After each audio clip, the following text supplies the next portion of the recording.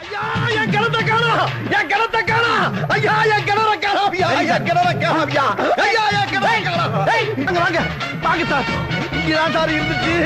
வட்ட கிணறு சார், வட்ட கிணறு, அது வட்டாத கிணறு, 80 அடி ஆழத்துல இருந்துச்சு. இந்த காமெடியில் வருவது போன்று சென்னை துறைப்பாக்கத்தில் நிஜமான சம்பவம் ஒன்று நடந்துள்ளது. ஆமாம், இந்த பகுதியில் இருந்த சுடுகாடு திடீரென காணாமல் போனதால் பொதுமக்கள் அதிர்ச்சியில் உள்ளனர்.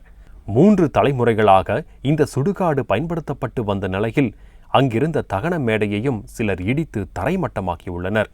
இதனால் இறந்தவர்களின் உடலை அடக்கம் செய்ய இடமில்லாமல் போனது வருத்தமளிப்பதாக பொதுமக்கள் தெரிவிக்கின்றனர்.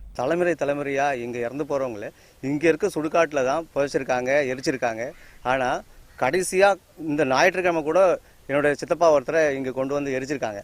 இன்னைக்கு வந்து பாக்குறோம், சுடுகாடை காணும். திடீர்னு பார்த்தா இந்த இடத்துல எல்லா இடத்துலயும் மண்ணை கொட்டி நிரவி சுடுகாடு இருந்ததுக்கான எந்த வித அடையாளமும் இல்லாம பண்ணி வச்சிருக்காங்க. இனி அடுத்து வரக்கூடிய தலைமுறைக்கு சுடுகாடு இருக்குமா இல்லையானே தெரியல.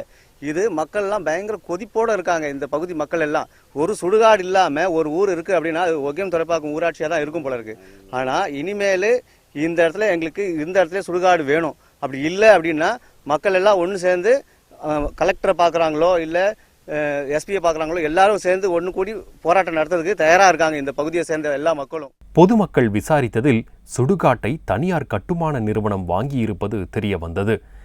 இதையடுத்து சுடுகாடு மட்டுமின்றி அருகில் உள்ள நீர்நிலைகளையும் மீட்க வேண்டுமென்று அந்த பகுதிவாசிகள் போலீசாரிடம் புகார் அளித்துள்ளனர்.